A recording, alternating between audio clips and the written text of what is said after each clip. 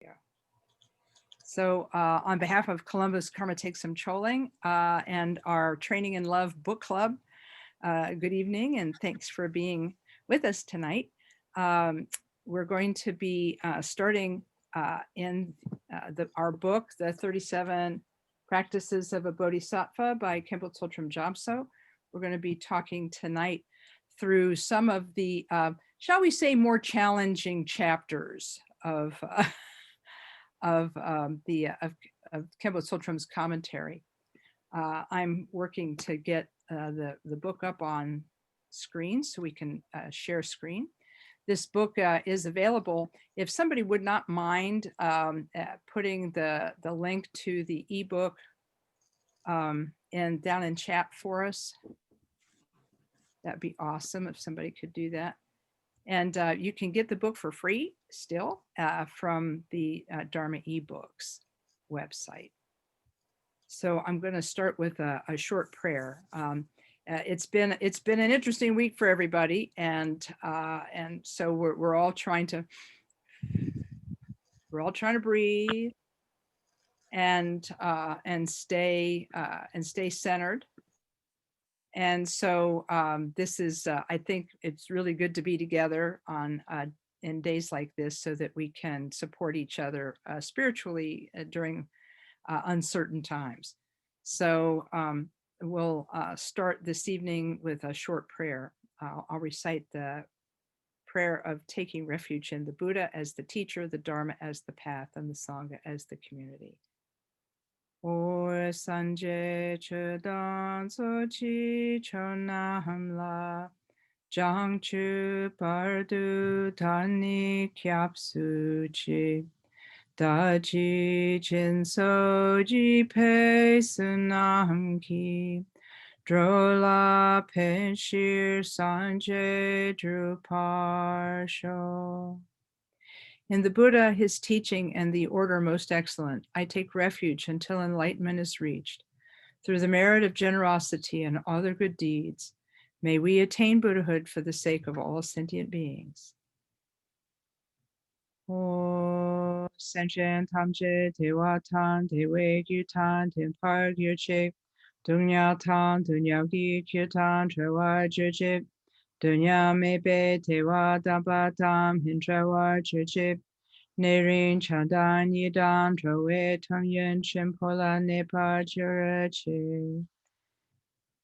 May all beings be happy and have the causes of happiness. May they be free from suffering and the causes of suffering.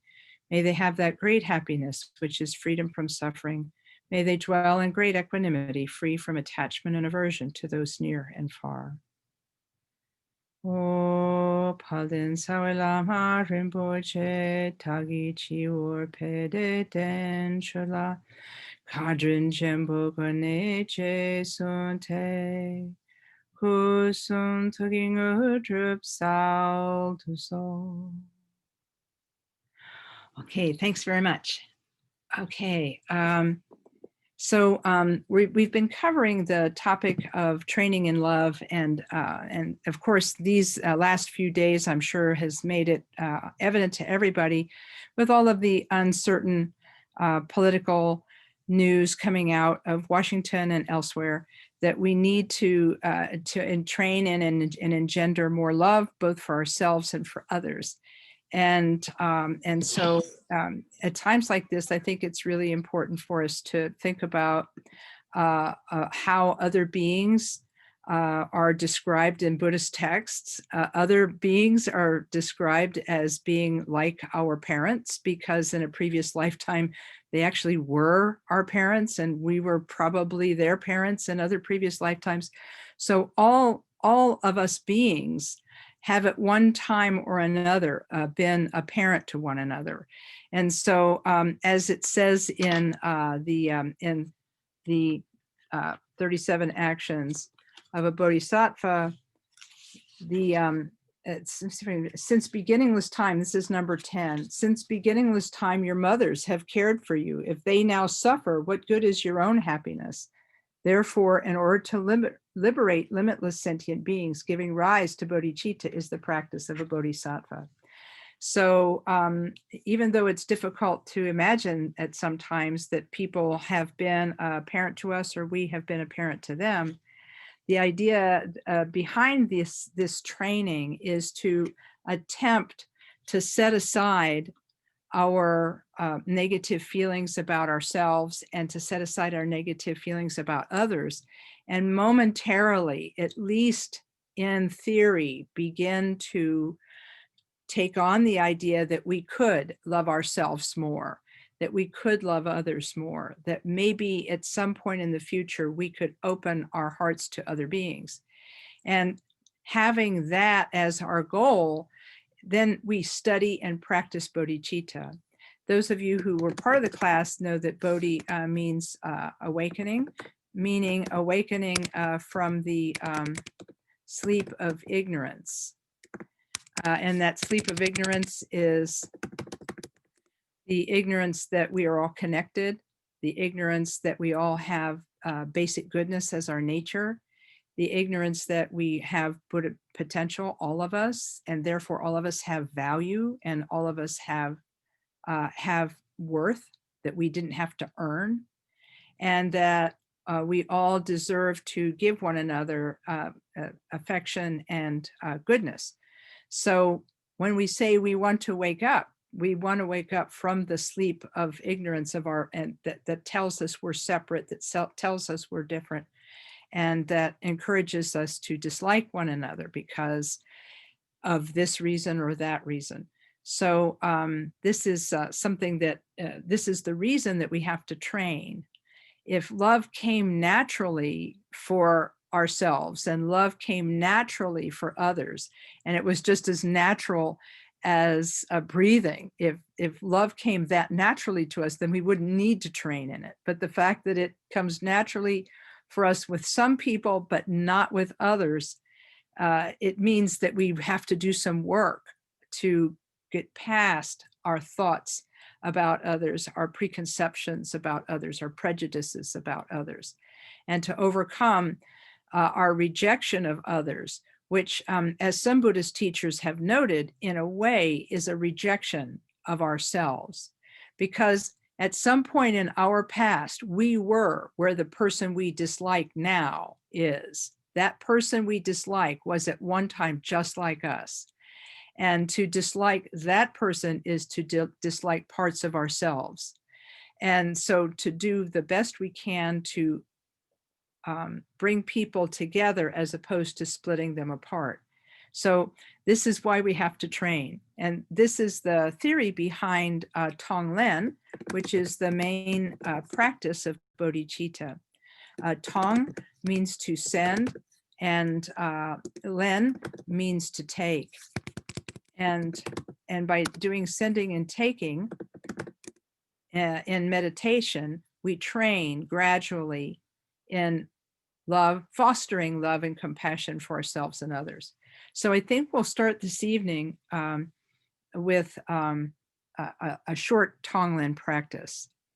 I'm going to be working from Khenpo Karthar Rinpoche's book, Dharma Paths. And if I am lucky, I'm going to be able to put it up on the screen, hoping for that. And by the way, I will be pausing from time to time to take questions from the chat. I'll start with questions that are in the chat. And after that, I'll take questions from audio. So I'll stop every now and then. And if you have a question as I'm talking, feel free and feel welcome to type it into chat so that we can read it. I'm going to do a screen sharing, see if I get lucky. No, not yet, but we'll get there.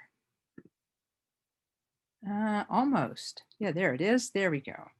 This is a sending and receiving teaching that was given by Khenpo Karthar Rinpoche. So we'll start by sitting in quiet meditation first, in shamatha, or calm abiding, thinking that we dedicate ourselves to the practice of meditation for the benefit of others. We bring our attention to our body, arranging the body in a comfortable position, whether we're sitting on the floor with legs crossed or sitting in a chair with our feet flat on the floor and our hands palm downward on the legs. We think about our back and our seat, making sure that we have a grounded seat and our back has its nice natural curves in it. The shoulders are straight. The chin can be tucked in slightly. The eyes can be cast downward.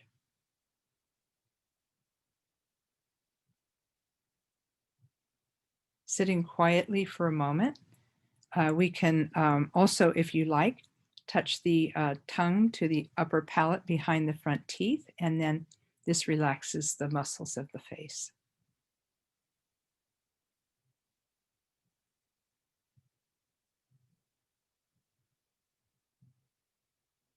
Dedicating ourselves to meditating for the benefit of others, we start with one deep breath. Breathe out, and then follow the breath coming in and out.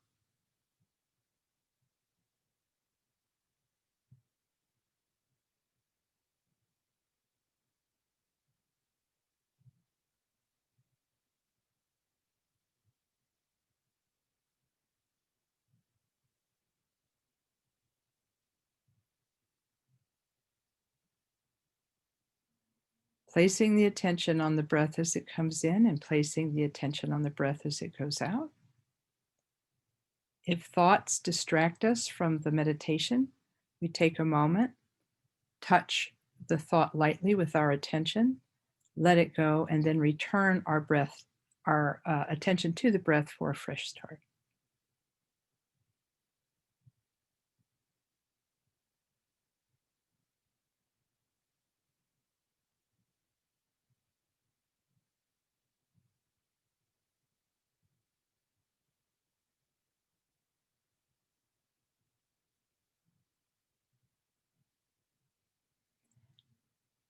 Now, dedicating this meditation, particularly to those who are suffering during this COVID crisis and emergency, especially first responders and healthcare workers, we think and dedicate ourselves to doing Tonglen.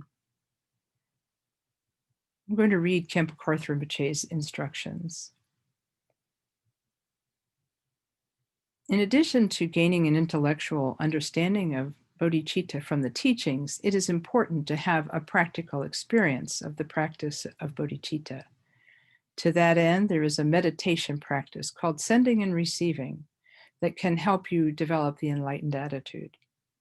When you do this short meditation, first sit in the meditation posture, relaxing your body and sitting comfortably. Then breathe normally, following the natural course of your breath.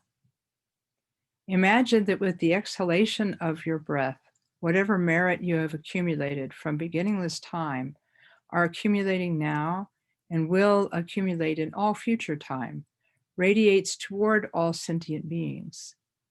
Just as when the sun shines, the rays of light radiate toward all places, so with your exhalation, these positive qualities radiate, bringing happiness, well-being, comfort, health, and longevity to all beings without discrimination. So we'll just think about the out breath for right now, imagining that we send goodness out to all beings.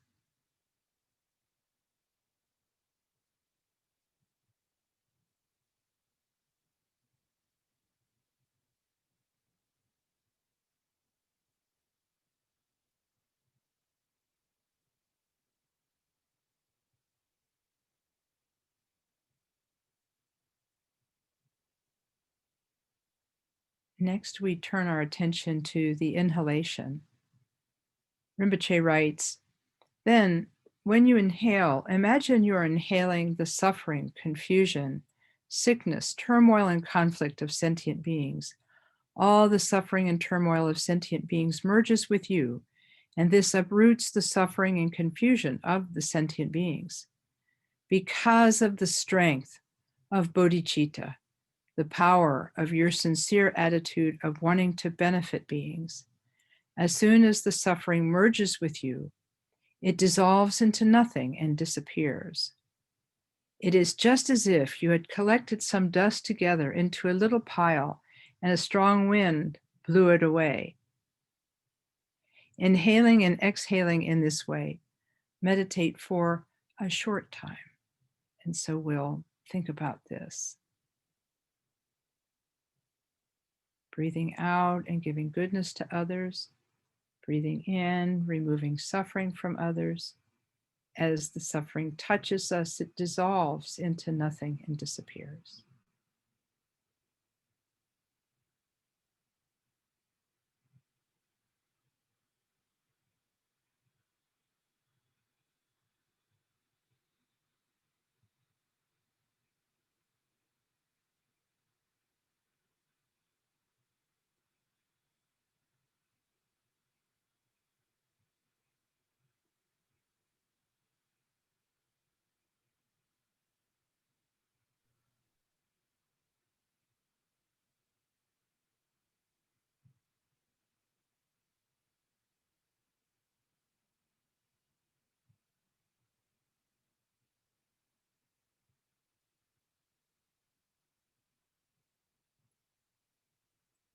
Then Rinpoche writes, after you have meditated in this way for a short while, let go of the mental focus and let your mind rest in a state of awareness.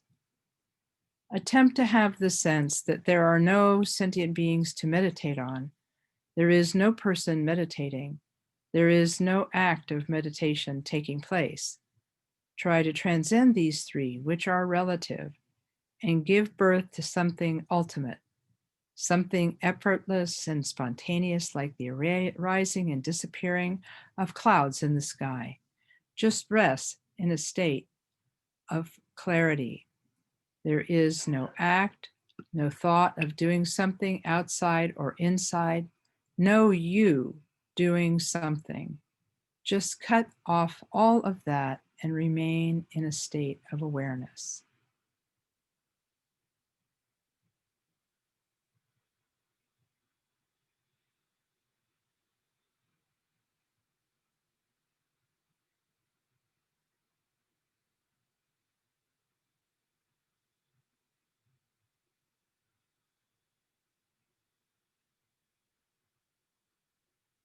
Okay, that concludes our short practice of Tonglen.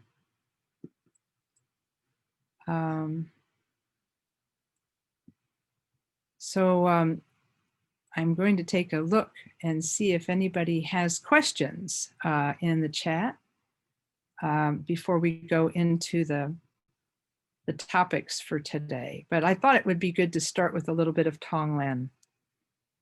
Since that Khenpo Rinpoche said we're not perfect Buddhas yet, so we have to train in loving kindness and compassion. We already have some naturally occurring love and compassion, but we can train in expanding that love and compassion for other beings by using our imagination. I don't see any questions in chat. Oh, here's one about Tonglen. Okay, very good. Okay, you can either type it in or you can ask the question on audio. Hi, Lama Kathy. Thank you again for thank you again for hosting and teaching such a great book. So the question on Tonglen specifically is, so when we breathe in the dark matter and the suffering, and it is absorbed within us, what happens to that? Is it just dissolved? I try to I was thinking about this in connection with like a Vajrasattva practice where I absorb it, but then I, within Vajrasattva, you actually disperse it into the ground. Right? Yeah. And Vajrasattva practice and the Vajrasattva mantra practice, as is done in the Mahamudra Nundro, we're not doing Tonglen. We're not taking in the sufferings from all beings. But what we are doing is we are releasing and relinquishing all of our own obstacles and obscurations. And those are being released into the ground, where they are then consumed by our karmic creditors. as a way of nourishing them and amending our negative relationship with them. So it's a little different than what's going on in Tonglen. In Tonglen, when Khenpo Rinpoche has talked about this, I think that this particular teaching he gave in the book Dharma Paths is so excellent, because he says that when you breathe in and remove all of this suffering, it actually meets your Buddha nature. It meets all of this comes to your Buddha nature. All this suffering comes to you and your Buddha nature. And he's saying that because of the purity of your intention to take on the sufferings of others, the instant the suffering merges with you, it dissolves into nothing and disappears. And in fact, as if to emphasize that he did not make a mistake in saying that, he gives an example. He says it's as though you had gathered a little pile of dust and the wind blew it away. And so when he says it disappears, it disappears. So I think that if we can do this visualization, I think it's going to be helpful, because that way we do two things. Number one, we get the full benefit of wishing that we could take on the sufferings of others, because Rinpoche was very clear in other teachings he's given about Tonglen. He was very clear in saying that only enlightened bodhisattvas and Buddhas can actually remove the suffering from other beings. Okay, I'll repeat that again. Only enlightened beings can truly remove the sufferings from other beings. And he said, and they are so advanced as individuals that as they do that, it's completely purified. All the suffering is completely and utterly purified. And so he said that since only they can actually take on the sufferings of others, the rest of us are merely pretending. And we are training, he said, we're training our attitude of mind. He said, we need extra training for our attitude. He said, because right now, up to this point in our lives, it's all been about ourselves. It's been selfish, me. And he says we have to take strong medicine in order to overcome our habit of thinking only of ourselves. And so by imagining that we take on the sufferings of others, it's only our imagination. He said, but it will train our attitude so that when we actually become bodhisattvas, we will want to actually take on the sufferings of others. We'll want to do it. He said, because if we don't train to do it, we won't even think to do it. And so he said, we have to train our attitude, number one, to counteract our lifelong and lifetimes long habit of only thinking of ourselves, but also to train us so that when we actually do achieve awakening, we can be more effective in helping others because our attitude becomes vast and broad. And so number one, only Buddhas can, enlightened beings can actually remove the sufferings of others. So the rest of us are just training our attitude. And since we're only taking in imaginary suffering, and we're having it meet our Buddha nature, and seeing all of that disappear into nothing, there's no way for any of that to cause us harm. Somebody asked Rinpoche, well, how, he said, can you be harmed by imaginary suffering? Because somebody asked him, can you be harmed by imaginary suffering? He said, only if you cling to it with fear. He says, if you fear the suffering, he said, then the suffering is not going to make you feel bad. Your fear is going to make you feel bad.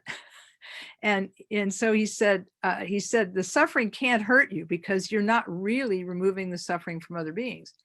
And so the person pressed him on it, and he said, look, he said, let's pretend that you have an imaginary sandwich in your hand. And the person was saying, okay, I got an imaginary sandwich in my hand. He said, great, take a bite out of that imaginary sandwich. And the guy, pretended to take a bite out of the sandwich. And Rinpoche said, now, did that satisfy your hunger? And the guy said, no, it's just an imaginary sandwich. And Rinpoche said, that's right. And it's just imaginary suffering. He said, what we're really training is that wish to remove the suffering of others so that it's different. I hope that helps. Does that help at all? Or is there still a piece missing? No, that's great. Thank you so much. Yeah, I hope that helps. It's like, and if this is, and Rinpoche did he did say that for some people, it's just a really high bar. They can't get over it. They can't get over the fear part. And he said, if you're having trouble with that, he said, then imagine that you are Chenrezig, the Bodhisattva of compassion. I see we have a picture of Tara behind us here, but you can imagine that you are Chenrezig, the Bodhisattva of compassion, and then your body is completely made of light, okay? And that when you breathe in the suffering, it makes your color as Chenrezig brighter and brighter and brighter. And then as you breathe out, that you don't lose anything. You don't lose your color. It's like, which I think is just really great. He says it will help people overcome their fear, because he said, for some people, Buddha nature is just an abstract idea. And somebody told them they had Buddha nature, but they don't really quite grasp what it means to have Buddha nature, and they don't quite grasp the idea that they really have it. So he said, if we visualize ourselves as Chenrezig, then we're invoking our Buddha nature in a way, and then it will help us to overcome the fear. That was the theory behind that. So I hope that helps.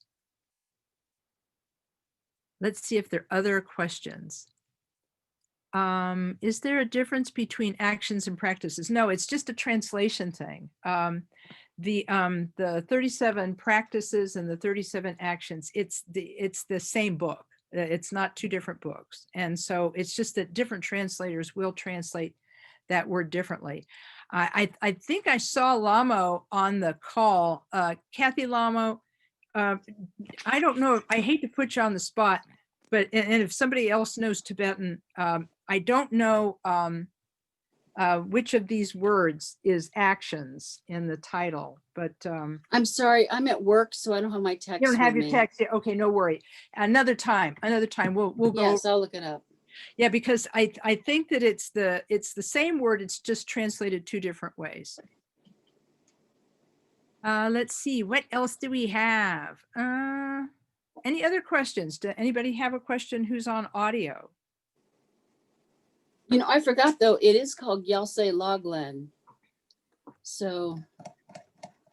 Yeah, I know. Anyway. I know. Gyaltse Loglen Yin. Yeah, right? Yeah.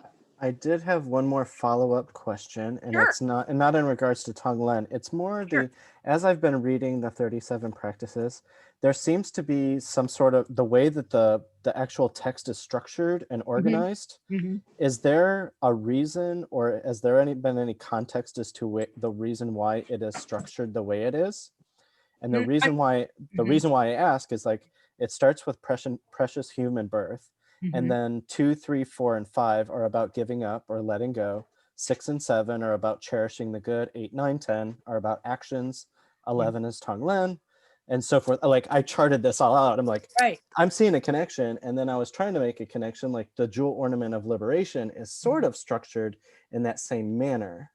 And so I wondered if there was a connection to that. Yeah, I can't say straightforwardly that it is structured precisely the same way, because if we think about it, the jewel ornament is laid out differently than the teachings that we receive on the 4 thoughts that turn the mind toward Dharma. They have things in a different order. So, but I do believe that all of these Lam Rim texts, all of these training texts do follow a similar path. And what I really appreciated about Khenpo Tsotrom's presentation is that he does have subheads on them. And as you pointed out, Tonglen is number 11. And then we talk about how the Bodhisattva responds to various types of harm. And then eventually he goes into talking about the 6 perfect virtues. And which is very similar to how it's laid out in Jormut. But we'd have to ask somebody who went to Shedra, the monastic university, or who had training in this text, who might have the inside track on the layout. So I know again, Lamo, you studied it, but there might, anyway. It's cool that you see the patterns in it, though. I cannot. I'm going to go back and look at my notes and things, but I have to share one story with everyone. Sure. When we lived in India and we were studying this in the Tibetan language, and all my teachers were German. So when it came to the exercise, every day, everyone put our name in a jar, and someone would have to start reciting from the beginning in Tibetan and whatever their language. So I kept praying early on that I would get it, so I wouldn't have to remember all 37. It was a small class. I was never called. They never pulled my name out of the jar. But that's how serious we took this. I just breathed this class. So I'm so happy you're doing it. So I will go and look a couple of these questions up. They're great questions. These are great questions. And thank you, Daniel, for sharing this. The basic structure of the text, I'm guessing that Daniel, you're sharing it directly from the introduction of the book, right? The basic structure of the text illustrates the complete path of a bodhisattva in 43 verses, which include a verse for each of the 37 practices and an additional 2 verses in the beginning and 4 at the end. The first 2 verses are the traditional ones, which express homage to a deity, the embodiment of enlightened qualities, and then state the purpose for writing the text and the author's commitment to do so. The main body of the text is divided into 3 parts. Well, here we go. Here's your structure.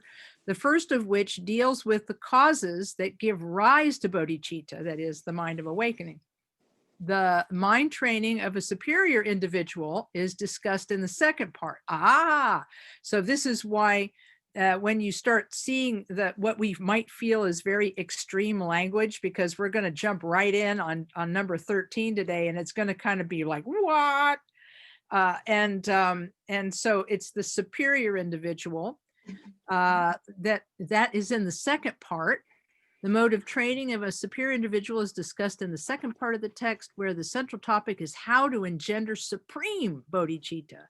In this section, there are 5 main divisions that give advice on how to develop bodhicitta and how to keep it from degenerating. First, one should realize the equality of self and other, which is Tonglen, and learn how to exchange one's own happiness for another's suffering.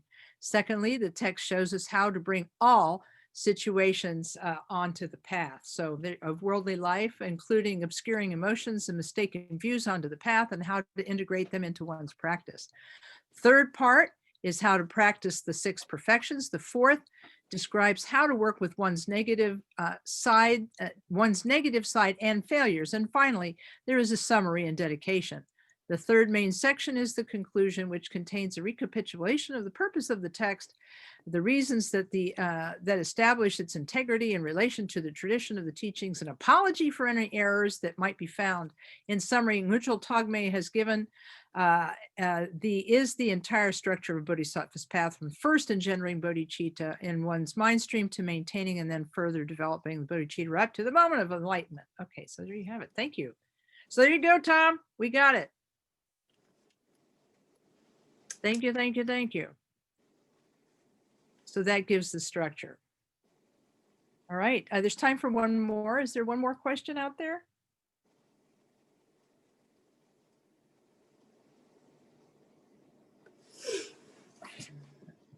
Okay. Okay, so then we'll go to the book. I'm going to attempt again we'll see if we can actually do a screen share. Cross your fingers, hope for the best. Omane pay me home. Hey, we did it. All right. So now at this point in the text, oops, I have to try to clear my screen here. There we go. So and so when you see these these particular things shared in the text, it's going to make you say, what? And this is because in the text, Mutual Tagme is talking about the extremes to which enlightened bodhisattvas will go as they practice the bodhisattva path. These are not indications that you are expected to do the same thing right away.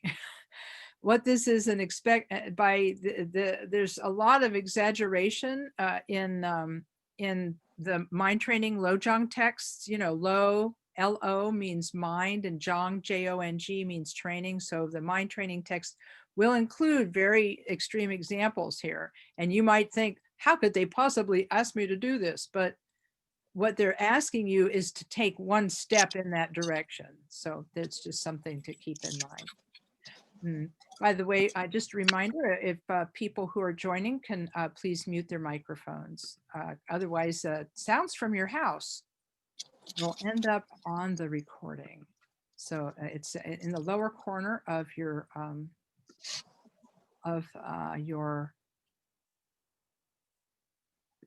Zoom screen. I'm going to attempt to mute again. We'll give it a try.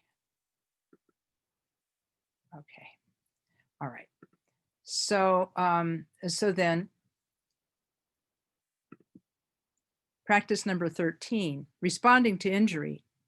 If someone cuts off your head when you have not done the slightest, even when you have not done the slightest thing wrong, through the power of compassion to take his misdeeds upon yourself is the practice of a bodhisattva. Khyentse Toltram says, cutting off your head is the ultimate act of violence because it ends your life. How do you generate compassion towards someone trying to kill you? How do you quell your own rage? Understand that this person has not analyzed his or her actions with superior knowledge. He or she lacks wisdom, is ignorant, afflicted, and confused. This dark state of mind inevitably leads to negative actions that create negative karma for the one who wishes to injure you. And in fact, it's going to propel them into lower states of existence. Then think, I see what a pitiable state this person is in, and I wish to arouse compassion towards her or him. In a previous life, she was my mother or father, and now she is lost in such ignorance and confusion that she wants to kill me. A thought process like this can be very effective in nurturing compassion. Once fully aroused, compassion enables you to take upon yourself the current misdeed of the person who intends to kill you. And on the basis of great compassion, you can take on all misdeeds the person has ever committed. By practicing Tonglen, absorbing all the person's negativity and sending out all your positive qualities, the enemy becomes your Dharma friend, your benefactor, who increases the vast store of merit needed to reach Buddhahood. And then it talks a little bit about stories from the life, the previous lives of the Buddha, the Jataka tales, in which he offered his life and was killed again and again as a way of saving and helping others. And so he's saying here, the Khyentse Toltram is saying at the top of this next page, he says, imagine a child who loves his mother very much. Suddenly the mother goes crazy and begins to beat him because she is emotionally unbalanced. The child's affection makes it easier for him to respond to the mother's distress patiently and compassionately. Of course, we understand that children do not necessarily possess the compassion of a bodhisattva, but what Khyentse Toltram is attempting to say is that as adults now we can look back and think about other people who are violent and not in control of themselves, thinking about how much they suffer. And so in any case, he's not encouraging people to hurt one another. He's not encouraging people to endure the sufferings of violence at the hands of others. He's trying to talk about not hating the person who causes the injury. Now, since this is so extremely worded, I'm assuming that people will have some questions or thoughts. So if anybody has questions or thoughts, you can share them either in chat or share them on audio. We have one in audio. I mean, one in chat. Oh, okay. Okay. So does anybody have questions, discussion, reaction, thoughts?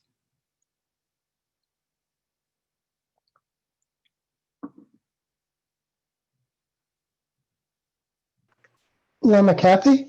Yeah. Hi, if I may, thank you.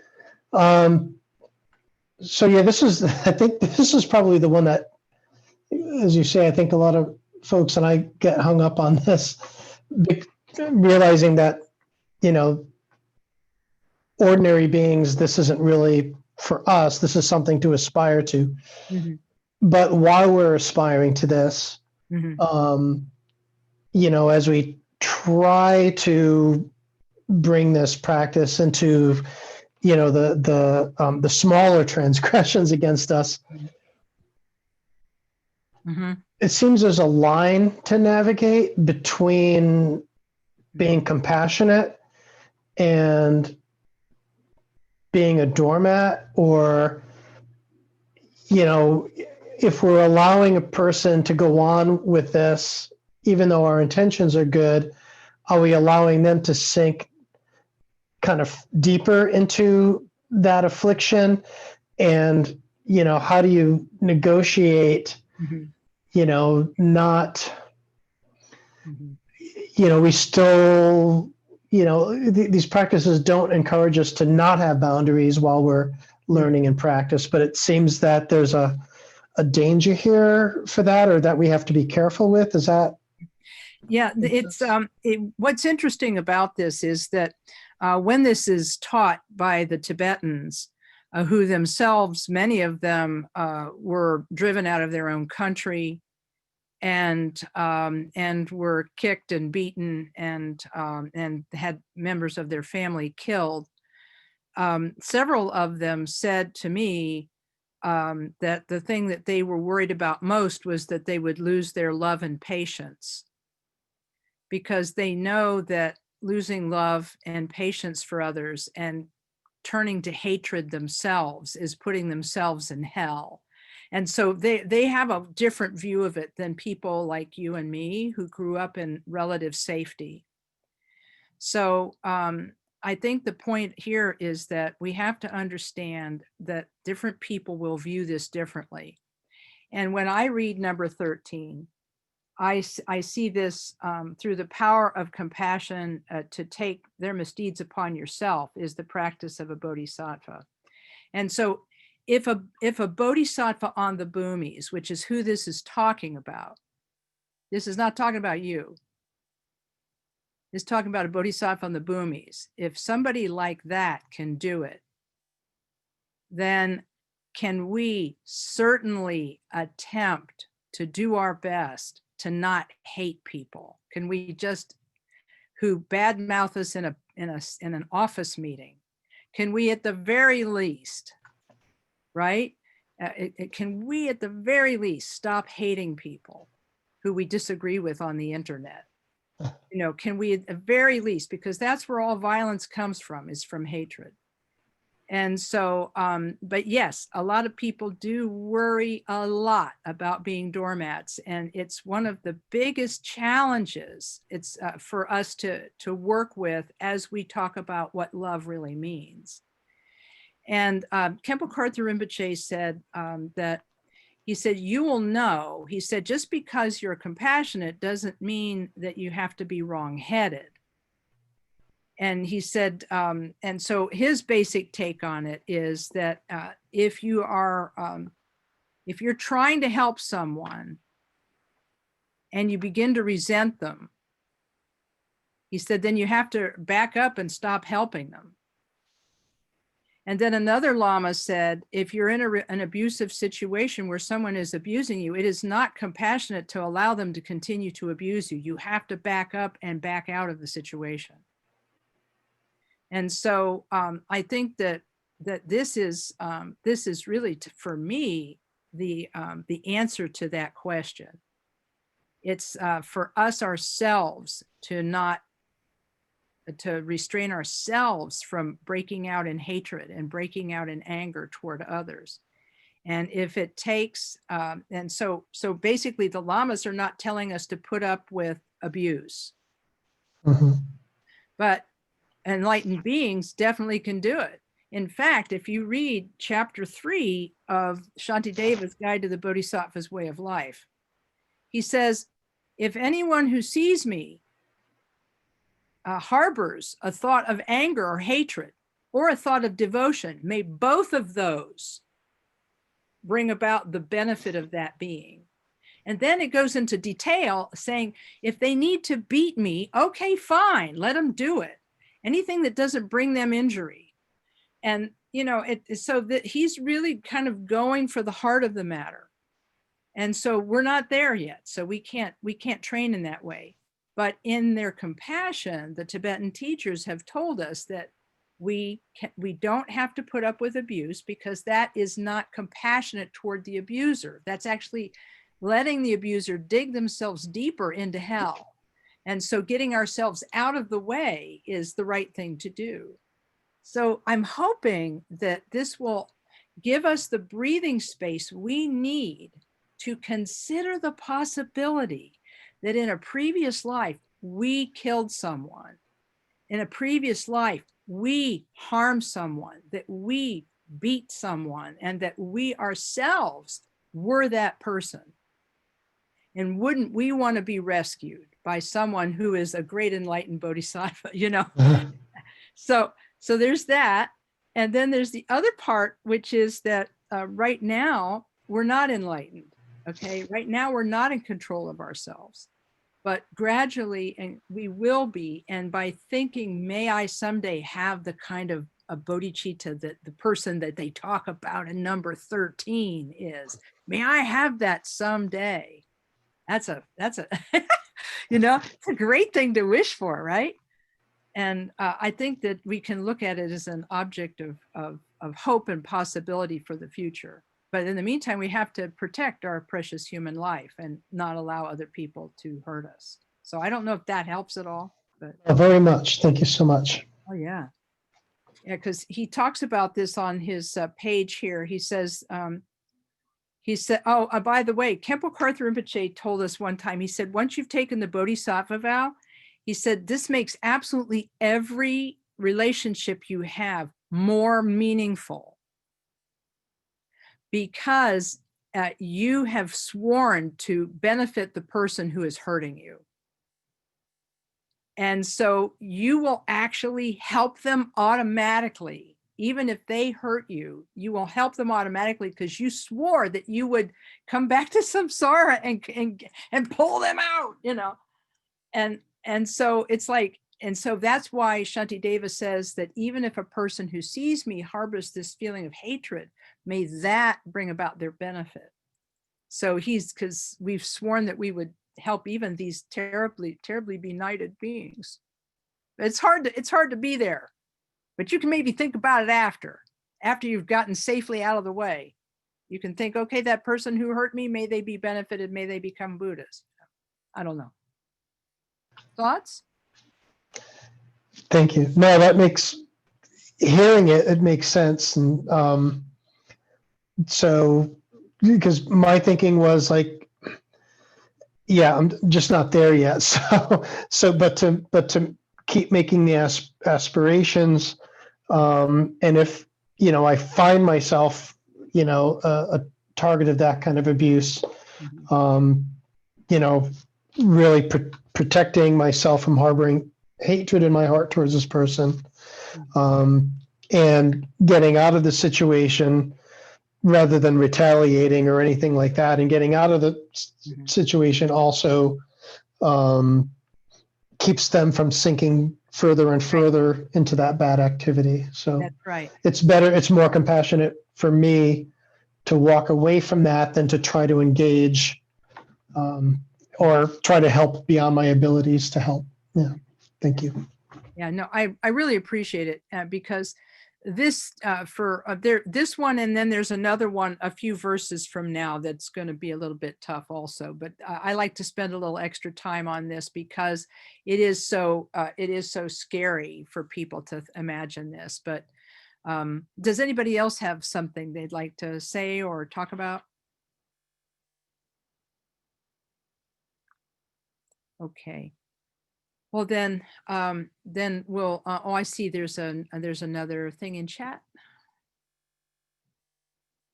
How to overcome survival responses, also need to set boundary, protect ourselves and others with integrity. You know, Kemper Carther Rinpoche was asked about this one time, and he said, look, he said, naturally, he said, people don't want to die. So he said, if somebody's coming for you, run. That was the first thing he said, run. And if you can't run, he said, you can try to stop the person from hurting you. And he said, he basically was saying that just try to stop them without killing them, you know. But he said, he said these things, he says, we're not enlightened beings. So of course we're going to have that response. It's, it's going to be kill or be killed. And he said, it's one of those things. He said, you do the best you can, and then work on purification of your karma. Because that's, so I think that, did that satisfy the question that the person was asking about the survival response? He just basically said, run. And if you can't run, then try to stop them from hurting you. And if, and try not to kill them, but, whatever happens, happens, and, be ready to purify your karma. So there's that. I don't know if that helps with the question or not.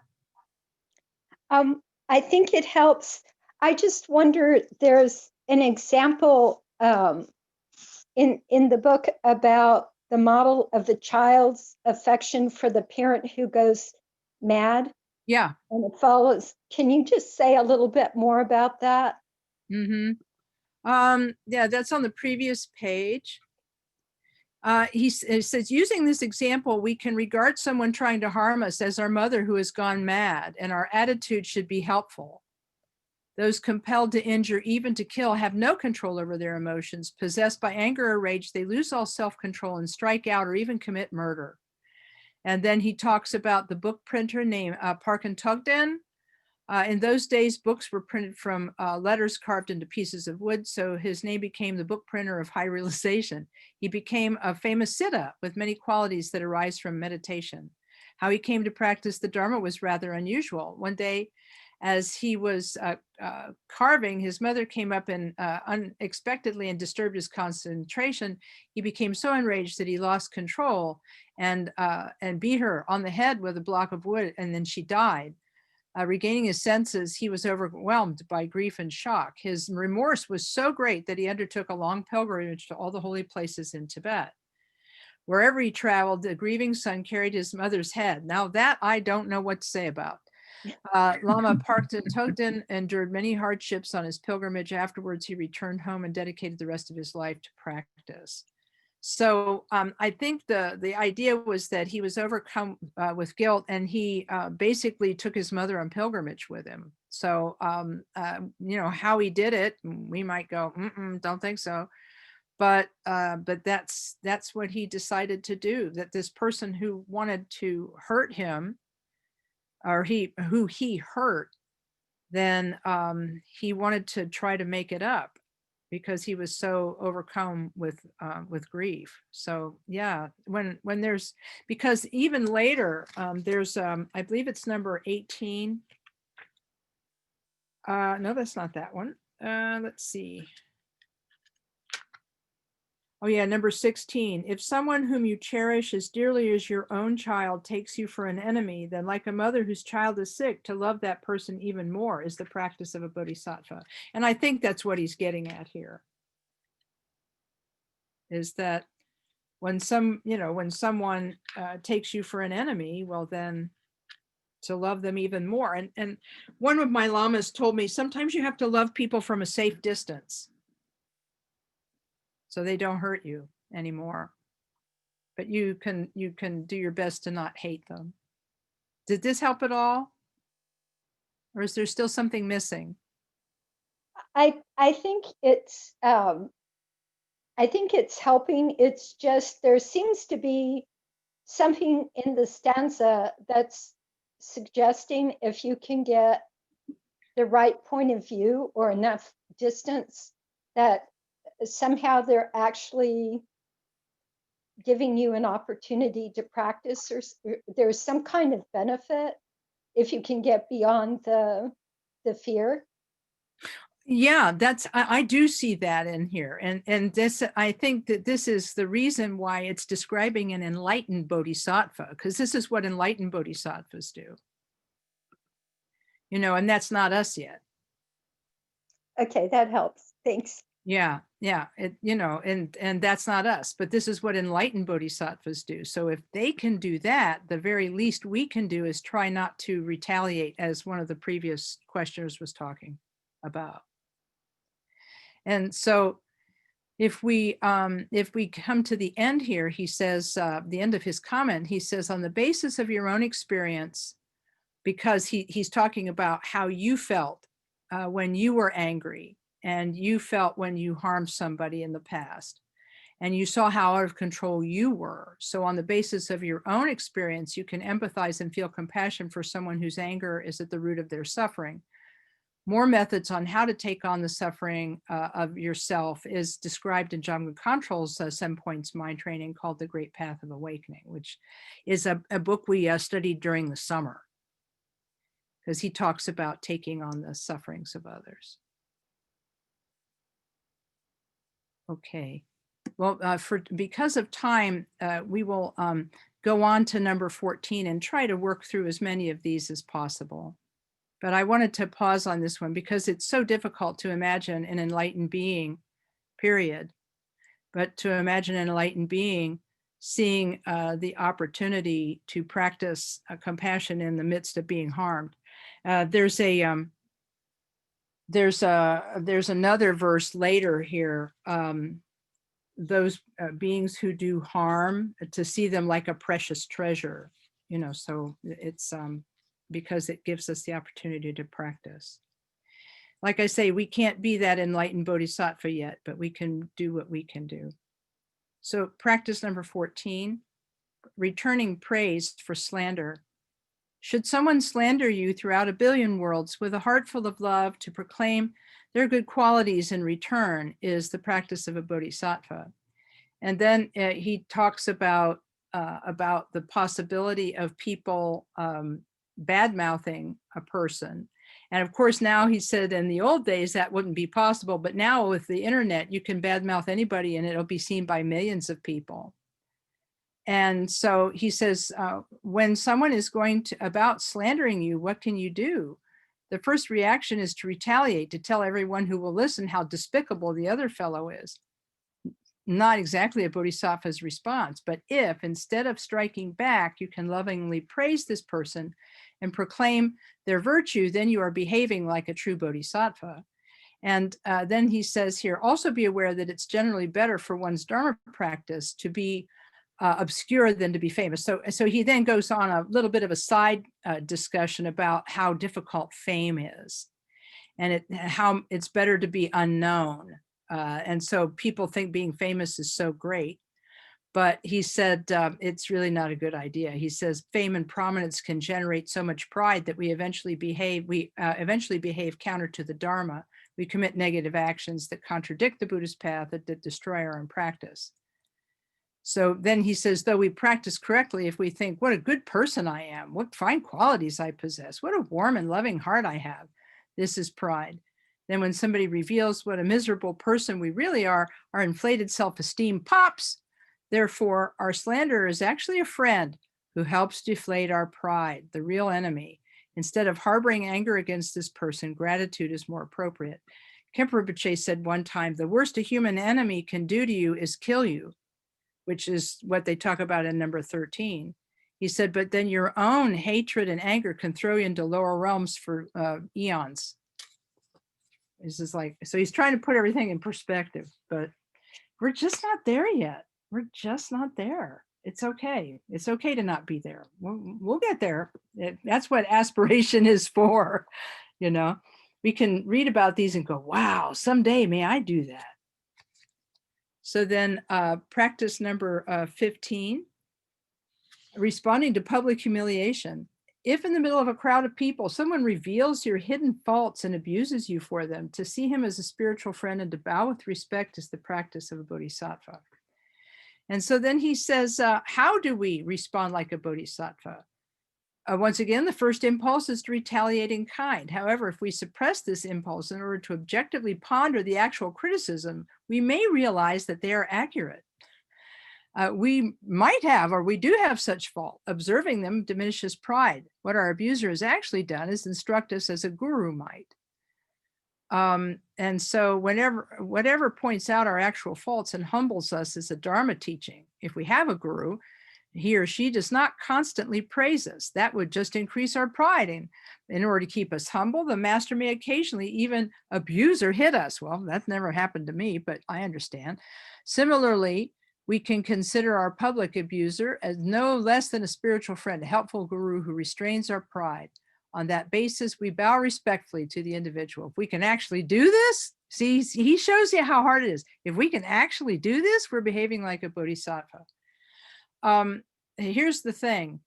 Khenpo Karthar Rinpoche once said, he said, if someone is criticizing you, he says there are two possibilities. They could be right and they could be wrong.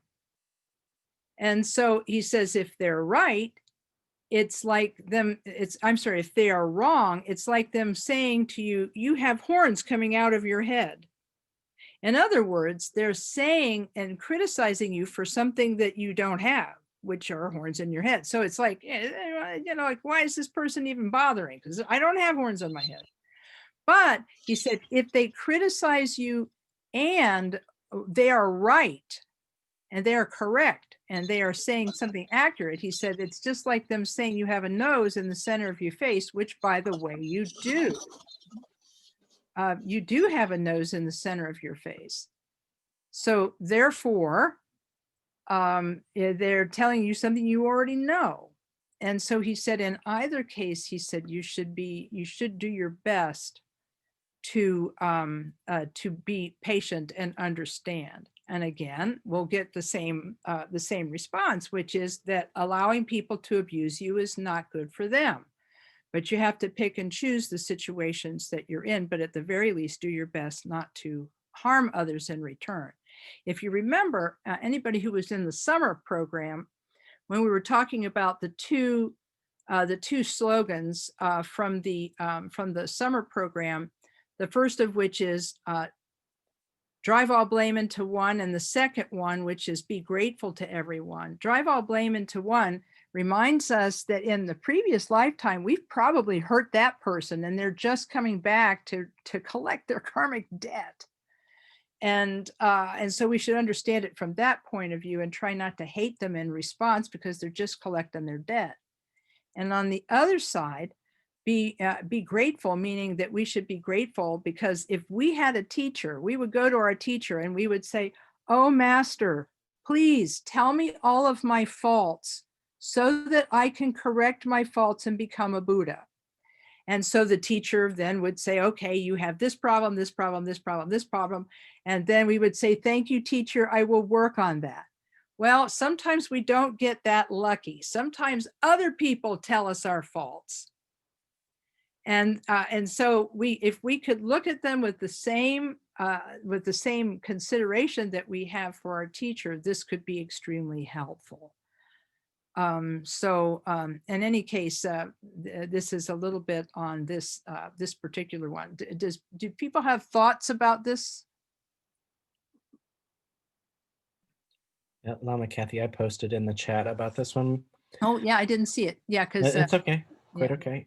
I see. Thank you. Mm-hmm. Yeah, it just reminds me of the thought of if you turn this one in the opposite direction, and when sometimes we ourselves become judgmental, Mm-hmm. but it's like the faults that we see in others may be the faults that we subconsciously don't like of ourselves. Mm-hmm. This is really good observation because I remember when Bokha Rinpoche visited us in 3-year retreat, like any retreat, we had some people who were just not getting along, and he knew this. So he said, you have to recognize, he said, that if somebody else's behavior bothers you, it's because you actually have it yourself. And and he says, and you just can't stand it.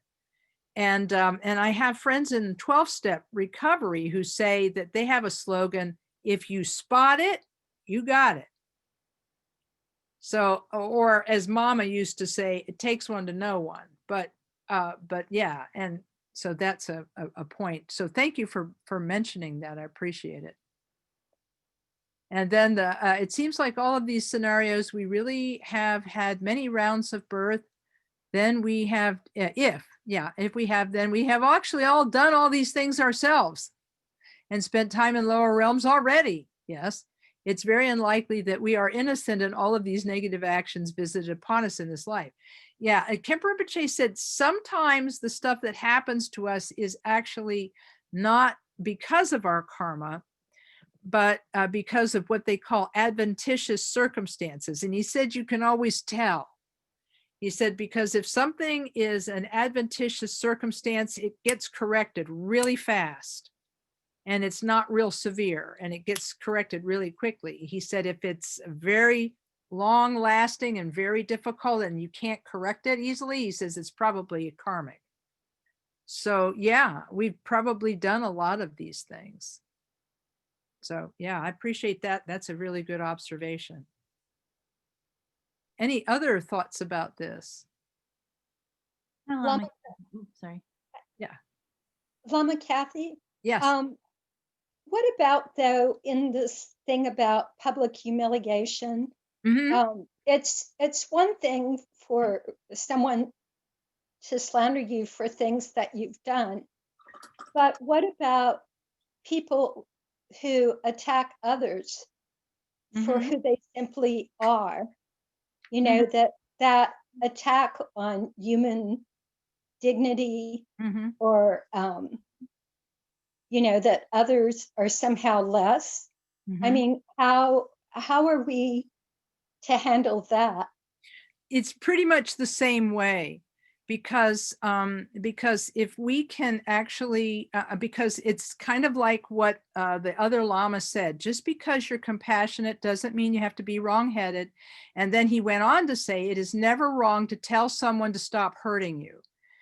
So I feel that that's probably the best way to handle something like that, is to tell someone to stop hurting you. But then by the same token, we still can't hate them. There's none of these teachings say that it's okay to hate them. So that's what we really have to confront, that we can't hate them. And that's hard because we want to hate them. We really do. Because somehow if we don't hate them, we're letting them get away with something. But you can correct injustices even if without anger. You don't have to be angry to correct an injustice. And in fact, I was giving a talk once in a synagogue, and somebody said, well, you don't have to have, well, how can you correct an injustice if you don't artificially work yourself into a frenzy of anger? How will you have the strength to overcome injustice? And I said, well, the Buddha said it's possible to overcome injustice without anger. And the rabbi chimes in and he says, and yes, and you will be more effective too. You will be more effective if you're not angry. So I think that's the main thing, that no matter what the reason is that people attack you, if you're a woman and somebody attacks you for being a woman, or if you have any other kind of characteristic and people attack you for that, it's still probably karmic from a previous lifetime. They're collecting their debt. But we can do our best to try to tell them to stop hurting us, and we can get out of the way so that they don't get the bad karma of abusing us. So that's kind of how I would look at it. Don't know if that helps or not. Thanks. That's fine. Thank you. I mean, it's a good start. I mean, you know, the Buddha didn't like, he didn't like make a lot of exceptions, you know, like, well, hey, if they're criticizing you because of your gender, well, then it's okay. You can hate them, you know, but it just, you know, it's just not okay to hate. That's the problem. Because what I tell people is that feelings of revenge and feelings of hatred come naturally when we see injustice being done. They arise for us naturally. But the question is, are they necessary? They're natural, it's natural, but is it necessary? And I think that the Buddha's teaching is saying it may be natural, but it isn't necessary to work on continuing to feel that hatred and anger. As a friend of mine who was harmed by someone once said, when I went into my therapist's office, the therapist said, that person only hurt you once, but you're thinking about it with resentment over and over again is just refreshing the wound. So find a way to step away from and step out of the way of that hatred. And then maybe that will help with some healing. I don't know. We're just gonna have to wait and see. Okay. Well, because of the time, we've only gotten through two of these slogans, and this was partly my doing, or two of the practices. This is because I knew that these would be really hard for people. But so if it's okay, what we'll do is that we'll go quickly through the next few and see if we can get through a few more before the end of the hour of the 90 minutes. Number 16, responding to ingratitude. Yeah, because this is another thing we get angry about. So it's all of these situations that provoke anger. That's what's coming up. Physical harm, slander, ingratitude. Should someone whom you dearly cherish, like your own child, take you for an enemy, then like a mother whose child is sick, to love that person even more is the practice of a bodhisattva. Let's see. It says here, in this example, a mother has a beloved child who she's nurtured from birth. The child becomes ill, cries all night, is cranky. Because she cherishes her child, she does not lose her temper. Instead, she tries to calm and soothe her baby. Keeping this analogy in mind, imagine that someone you have loved and nurtured for many years intentionally turns against us. The Bodhisattva's challenge, and see again, he's telling you that you're not there yet. You're not that person yet. The Bodhisattva's challenge is to increase compassion toward this person. An angry response is of no benefit and it destroys our bodhisattva activity.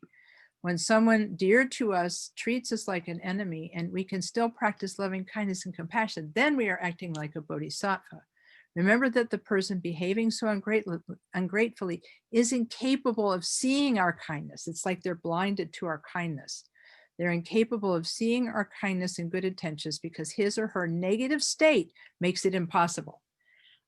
This is really something. It's like they can't see. They can't see. They can't see into our hearts. They can't know who we are. And because they don't see us and know who we are, they will react badly. And so then he talks about a flower. Light allows us to perceive a flower and appreciate its beauty. Without light, perception cannot take place because the conditions are wrong, the circumstances are negative. It's like this when someone we care about imagines that we are their adversary. And I think everybody in this group has experienced this, where someone misunderstood you and took you to be their enemy. And it hurts. It hurts really bad. But what can you do except to continue to love them, even if it's from a distance? So, and then he says another example is a teacher eager for students to become skilled, and they give lots of a very challenging discipline schedule. And then the student think, oh, this teacher is so terrible, how they make us suffer. We do nothing but study, study, study. What a hard time they give us. And they don't understand that their work will benefit them in the future. And we won't be able to go through the last example here because we're trying to move on. And I see, Sally, you have a question that was in chat that I missed, so I'm going to get to that in just a second. Practice number 17 is responding to spite. When someone who is your equal or inferior, driven by spite, seeks to defame you, to place them on the crown of your head with the same respect you would accord your guru, is the practice of a bodhisattva. Being despised is a wonderful remedy for pride. Praise has the opposite effect. Instead of deflating pride, it inflates it. Of the two, then, which benefits your practice more? And why then is it that praise causes pride and blame causes frustration? Why do we enjoy praise and reject blame? When we analyze that question with our intelligence, we discover that both pride and frustration are concepts dependent on thoughts. Once we understand this conceptual process, it's easy to understand emptiness. You may start out as a good Dharma practitioner, then everyone begins to praise you. The result, your pride grows. You do not notice it happening, so you do not apply a remedy. And then you begin to act against the Dharma and harm others. But when people blame you and are spiteful, then naturally your pride is squashed. Therefore, blame is much more useful than praise, and we should respect those who despise us no less than we revere our guru. Well, again, what can I tell you? We're not there yet. We would very much like to be there, but we're not there yet. Let's see, 25 minutes past the hour. One more. Practice number 18, abandoning discouragement. And this is the one we'll start with next time. Though gripped by poverty and always scorned, though stricken by disease and tormented by evil spirits, to take upon yourself the negativity and suffering of every being and never to get discouraged is the practice of a bodhisattva. Then he talks about being miserable. And when you don't have money and you don't have things you need. And then he says, difficulties arise in our lives and create intense suffering. Yet this text tells us that even then we must not lose heart.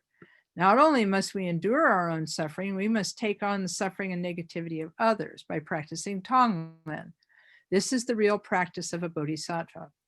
And then what you can say is that gradually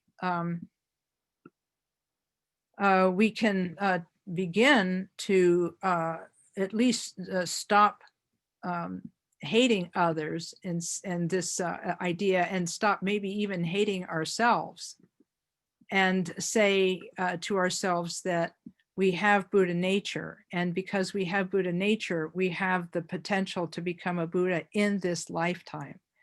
And so if we can take on the suffering of others, then we will slowly and gradually improve. Let's see here. At the very end, he says, on the other hand, there have always been those who have practiced Dharma even without having experienced unhappiness and unfavorable circumstances. This is a sign that they have been practitioners in previous lives and do not need negative situations to nudge them onto the path now. They manifest a natural inclination to renounce samsara. And then he talks about Mujal Tagme, and then the yoginis Machik Lobdran and Yeshid Sojal were also very advanced from youth. And that they did not require bad circumstances to motivate them, a sign that they were already great practitioners in their former lives. Here's the thing. We would love to not have any bad things happen to us in our life, but unfortunately we're living in samsara. And I don't know if anybody saw the aspiration that I put up on the online event page, but it's Khenpo Tsultrim's prayer. He says, may all bad circumstances arise as friends along the path. May all bad circumstances actually bring us benefit. May we realize emptiness, the complete freedom from elaborations, and coming to this realization, may we benefit all sentient beings. And this way, even if we can't right now, at this point in our life, imagine dealing with physical harm. If we can't imagine dealing with theft, if we can't imagine dealing with slander and defamation and the ingratitude of others, even if we can't imagine it, by reciting these verses, we're planting the seed for our future attainment of these things. And so even if we can't realize this in this lifetime, it's a start. And then, Sally, your question about collecting debt through karma seems confusing. What is gained by someone causing trouble for another? Here's the way Khenpo Rinpoche described this to me. He said, have you ever met someone and you instantly liked them, or you met someone and they instantly liked you. He said, this is evidence that you have probably met in a previous lifetime, which he said makes sense, because if our minds were never created and have always existed from the no beginning of time and always existed to now, then this means that we have probably had positive and negative relationships with many, many, many people. And so he said, when you meet someone and they instantly like you, or you instantly like them, it means that you have been helpful to one another in previous lifetimes. On the other hand, he said, sometimes you will meet someone who instantly takes a dislike to you, or you instantly take a dislike to them. And he says, and what this means is that in a previous lifetime, one of you harmed the other.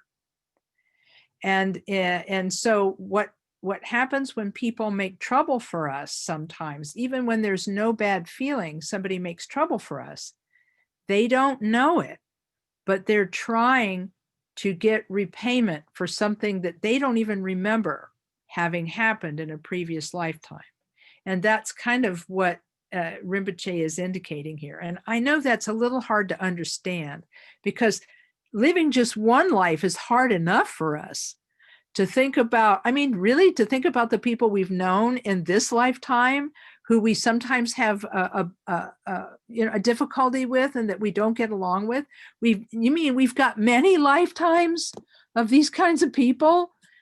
And so that's a little hard to get along with, the idea that maybe we've harmed other people in the past. And when they make trouble for us, they feel like they can't help themselves. And sometimes when we make trouble for other people, I don't know if you've ever experienced this, but sometimes I've said and done terrible things and said terrible, mean things to people without really even wanting to. And it's probably because there is some sense of debt. And this is why in Buddhism, it's that second slogan, be grateful to everyone. The idea is if we cultivate feelings of gratitude toward other people, it naturally counteracts our tendency to want to hurt other people. If we feel gratitude instead, then we are less likely to cause them harm. But I'm not sure that helps, Sally. Did that help a bit? Yes, thanks. Yeah. It's kind of a hard thing to think that we've lived so many times. Oh my gosh. That's a lot. Yeah, well, thank you. I appreciate asking the question. And I'm sorry that I'm not a better answerer, because there are days when I'm just not on my game, you know? Let's see what this one says. Okay, oh yeah, thank you. Okay, yeah. Is there any possibility of a transmission for the 37 practices in an online form? I've been told, I asked Kempo Rinpoche some time ago, can you give reading transmissions over the internet? And he said no. And he said it should be done in the same, place with somebody. You should be present with them for the transmission to happen. But what I'm hoping is that wherever we are, that we might be able to find a Lama, and that the Lama might have the reading transmission for this, and we can ask. So if there's no Lama near you that you can see during the COVID crisis, then this is going to be an aspiration for when COVID is over and we can all be back together again, and I am hoping for that day. Next week is our final meeting, and we're not going to be able to get through the 37 practices. I did my best, but we're not going to be able to get through them all. But we will go as far as we can. And then if there's time to put together another class, we'll try, and then we'll cover the things we didn't cover this time. But just continue to work on it, and then we'll start. I said we'd start with 18, but since we have to keep moving, we'll try to get through as many of them as we can. So next time we'll start on practice 19. So it's my hope that this is helpful and this has been helpful. I do appreciate your patience and understanding. Yeah, somebody's saying that we should do part 2 in January. Yeah, yeah. It's possible. You know, what we don't finish this time, we can pick up and do the next time. So let's see, it's 35 minutes past the hour, so we'll wind up here. And I'll just encourage people to continue trying to do Tonglen practice every day, and try to make the aspiration that even though we can't imagine doing these things right now, we can't imagine being that kind of a bodhisattva. Even just being able to aspire to it is a good start, you know. And I thank all the people. People are very nice. They're saying thank you, and really, because it's like, thank you guys. I'm just so happy that you're all here. It's a good group. It's a good group.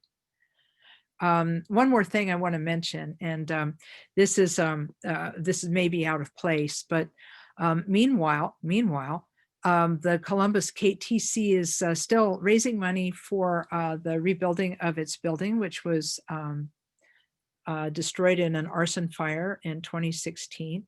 And we're currently doing a 10-day meditation marathon. Now, we're not meditating day and night. We're trying to encourage people to meditate every day for 10 days.